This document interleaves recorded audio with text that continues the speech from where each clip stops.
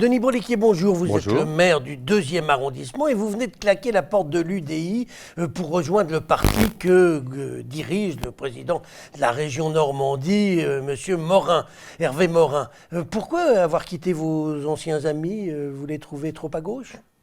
Non, pas tout à fait. En 2012, j'ai sincèrement cru à l'élan porté par Jean-Louis Borloo, au rassemblement de toute la famille centriste. Et puis, 5 ans plus tard, 6 ans plus tard, on s'aperçoit que ça n'a pas fonctionné, ça n'a pas marché. Et donc, aujourd'hui, l'UDI n'a plus vraiment de colonne vertébrale. Moi, je voulais un rassemblement de tout le centre. Je suis centre droit et c'est comme cela que je me définis.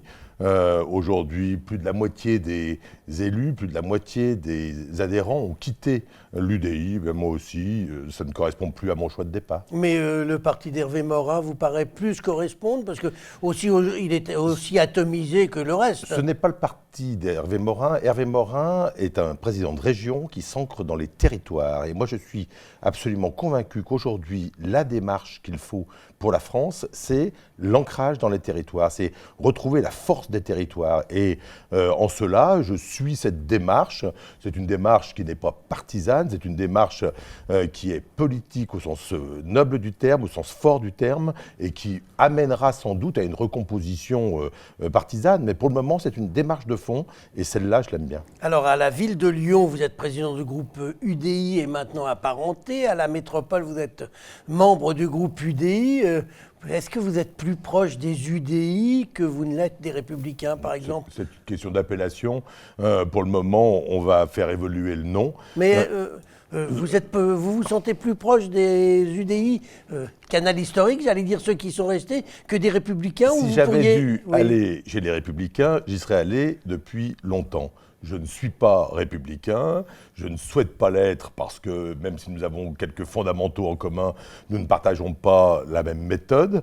Eh bien voilà, donc je ne suis pas républicain, je ne suis plus UDI, mais je peux continuer de travailler avec des républicains ou de travailler avec des UDI. Dites-moi, Denis Broliquier, nombre de vos amis centristes sont séduits par Emmanuel Macron qui a lancé certaines réformes que vous réclamiez, que vous attendiez depuis longtemps. Je pense que vous serez d'accord au moins sur cette analyse. Est-ce qu'il y a des choses chez Emmanuel Macron qui vous séduisent?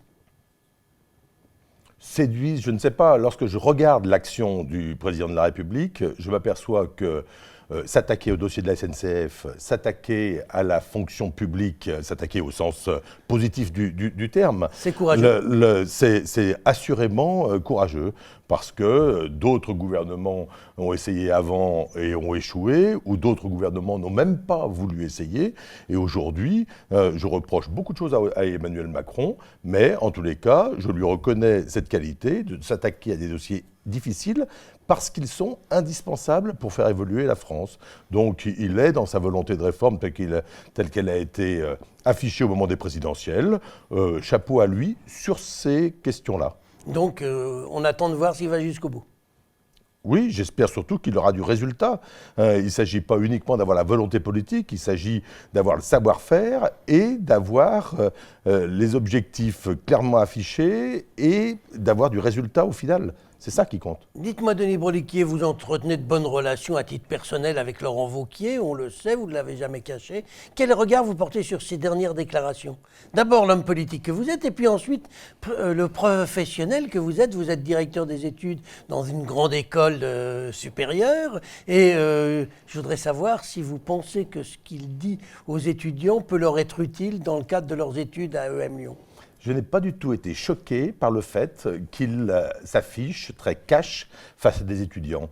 Lorsqu'on est politique, on s'adapte tout en gardant le même fond, tout en gardant le même discours, mais on s'adapte au public que l'on a en face de soi. On ne parle pas de la même façon dans un amphithéâtre avec des jeunes intelligents, niveau supérieur de 22 ans, que dans une maison de retraite, par exemple.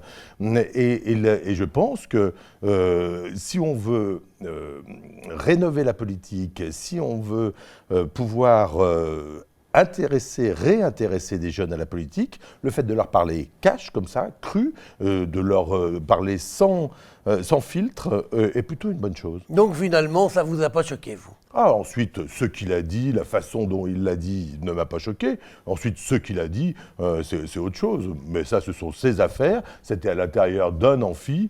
Moi, je n'étais pas présent. Je ne vais pas commencer à commenter les commentaires. Oui, dont en plus, les propos, on ne les connaît que partiellement. On en restera là pour aujourd'hui. Denis Brodiquier, je vous remercie. Bonne journée.